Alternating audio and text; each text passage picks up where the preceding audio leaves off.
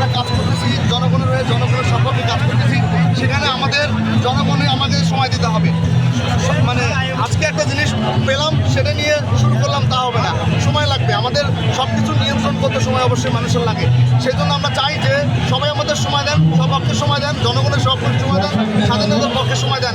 আমরা ইনশাল্লাহ একটা সুন্দর দেশ এবং ভবিষ্যৎ নিয়ে চলে আসবো। না, অবশ্যই সংস্কার প্রয়োজন। নির্বাচন আমাদের যে কোনো সময় আমরা করতে পারবো। সংস্কার করলে, দল গঠন করার পরে আমরা অবশ্যই সেখানে নির্বাচনে পা দিতে পারবো। আরেকটি ছোট প্রশ্ন, সেটা হচ্ছে রাজনৈতিক দল আগে না রাষ্ট্র আগে? অবশ্যই আগে রাষ্ট্র, রাজনৈতিক দল অবশ্য পরে। আমরা চাই যে রাষ্ট্র আগে। কিন্তু বর্তমানে কিছু রাজনৈতিক ব্যক্তিত্বরা বিভিন্ন রাজনৈতিক দল থেকে যে ধরনের মন্তব্য দিচ্ছে, আপনার কি মনে হয় তারা মনে করছে রাষ্ট্রটাকে আগে রাখছে? তারা অবশ্যই সুবিধাবাদী। তারা চাচ্ছে দেশের জন্য না করার জন্য, দেশকে আরও অধপতনে নিয়ে যাওয়ার জন্য।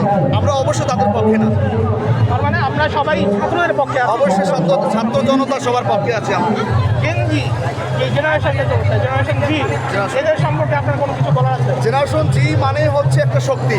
এই শক্তিকে কখনোই দাবায় রাখতে পারবে না কেউ। কোনো বিশ্বের কোনো মুসলিম অমুসলিম যে কোনো জাতি হোক না কেন, কেউ এই জেনারেশন জিকে টিকিয়ে রাখতে পারবে না, দামিয়ে দামিয়ে চাপা দিয়ে রাখতে পারবে না। অবশ্যই সামনে পেরিয়ে আসতেই হবে তাদের।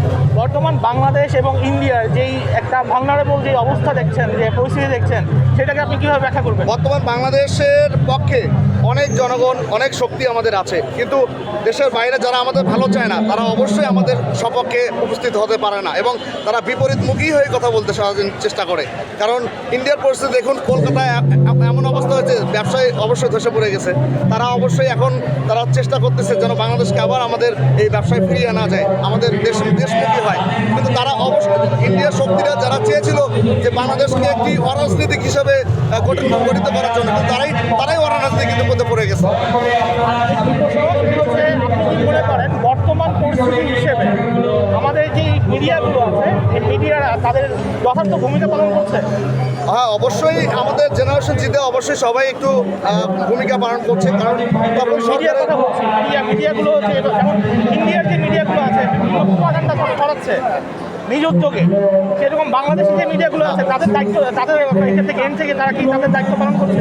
অবশ্যই আমি এটা বলবো যে মিডিয়াগুলোকে আমাদের সপক্ষে উপস্থিত থাকার জন্য, কারণ তারা বিভিন্ন সপক্ষে আগে দিয়েছে, যুক্তি দিয়েছে এবং অনেক কিছু তারা পাবলিসিটি করেছে। হয়তো তারা আমাদের পক্ষে আছে। আমরা চাবো যে তারা যেন আমাদের সবসময় সপক্ষে থাকে এবং সঠিক সক্রিয় জিনিসগুলো তুলে ধরে মানুষ, জনগণের সামনে, যেন মিডিয়াতে মানুষ বিমুখ না হয়, মিডিয়া থেকে না বিমুখ না হয়, না সপক্ষে সব কিছুই হচ্ছে, সেটা যেন আমরা মিডিয়াদের কাছে চাবো। আচ্ছা, আরেকটি প্রশ্ন, সেটি হচ্ছে যদি আপনাকে শিক্ষা মন্ত্রণালয়ের দায়িত্ব দেওয়া হতো, আপনি কীভাবে সংস্কার করতেন? শিক্ষা মানুষের একটা মেরুদণ্ড, সব জনগণের একটা মেরুদণ্ড। আমি চাই যে মেরুদণ্ড টিকিয়ে রাখার জন্য এবং সঠিক শিক্ষা সপক্ষে আমি যুক্তি স্থাপন করবো। কারণ শিক্ষার মানদণ্ড এমন অবস্থায় থাকতে হবে, সমাজের সুশীল অসুশীল যত ব্যক্তি আছে তাদেরকে সম্মান, রেসপেক্ট শিক্ষা থেকেই হয়। তো আমি চাবো যে আমাকে যদি দায়িত্ব দেওয়া হয়, শিক্ষামন্ত্রী বা কোনো দায়িত্ব দেওয়া হয়, আমি প্রথমে ইসলামের শিক্ষার আগে এগিয়ে যাব। কারণ আমরা ইসলাম হচ্ছে বিশ্বনবী, আমাদের হচ্ছে সবচেয়ে বড় আগে, সেটি দিকে আমরা শিক্ষা গ্রহণ করব। ধন্যবাদ আপনাকে সময় দেওয়ার জন্য। ধন্যবাদ।